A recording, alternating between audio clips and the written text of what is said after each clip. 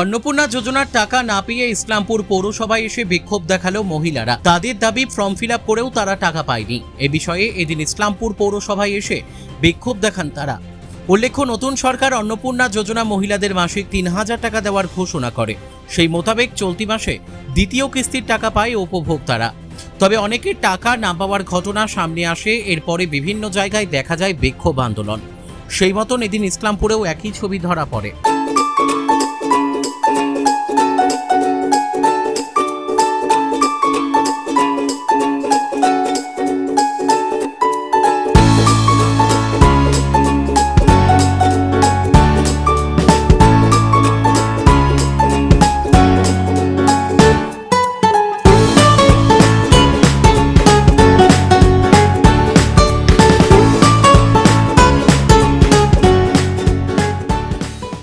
ফর্মটা রিজেক্ট হয়ে গেছে।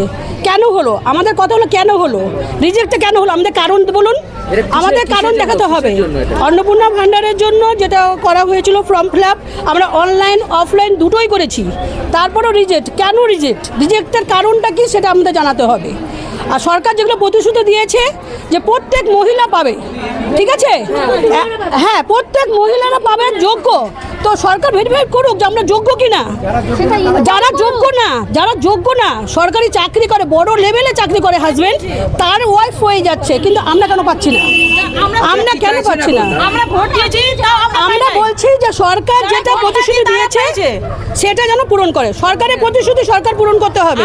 আমরা ডিবিটি লিঙ্ক করেছি ধরে যাতায়াতি করে, তাও আমরা পাচ্ছি না। যারা ভোট দেয় না তারা পেয়ে যাচ্ছে। এটা কি কারণে পাচ্ছে? আমরা এত রৌদ্রের মধ্যে আমরা আসছি যাচ্ছি, তাও আমাদের পাচ্ছি না কেন? আমাদেরকে দাবি চাই, কেন দিচ্ছে না? অন্নপূর্ণা যোজনা চাই, কিন্তু আমাদের দিচ্ছে না কেন? সবাইকে দিচ্ছে। আমরা কতবার আসছি, গতকাল আসছি, আমাদের হচ্ছে না, রিজেক্ট হয়ে যাচ্ছে কেন? হ্যাঁ পৌরসভাতে কিছু যায় না, আমাদের বাড়িতেও যায় নাই। বুনুরা বেগম, ইসলামপুর ছৌসিয়া ৮ নম্বর ওয়ার্ড। আমাদের বাড়িতে অন্নপূর্ণা ভান্ডারের যোজনার জন্য সবাই অ্যাপ্লাই করছে। কিছু লোকের হয়ে আসছে টাকা, কিছু লোকের আসে নাই। ওরা হয়তো পুরো ব্যাপারটা জানে না, এই জন্য ওরা মিউনিসিপ্যালিটিতে খবর নিতে আসছে। তো আমাদের কাছে বললো, আমরা ওনাদেরকে বললাম যে ঠিক আছে আপনারা আসছেন, আপনাদের ব্যাপারটা আমরা চেয়ারম্যানকে জানাইছি। চেয়ারম্যানে যা বলার বলছে।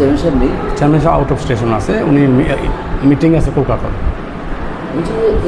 তো উপর মহলের ব্যাপার, টাকা যেটা পাওয়ার সেটা তো পেয়েছে, আরও কিছু রয়ে গেছে, সেগুলো তো আমাদের এখান থেকে তো শুধু কম্পেয়ার করে আমরা সমস্ত পাঠাই দিই ডিএম অফিসে।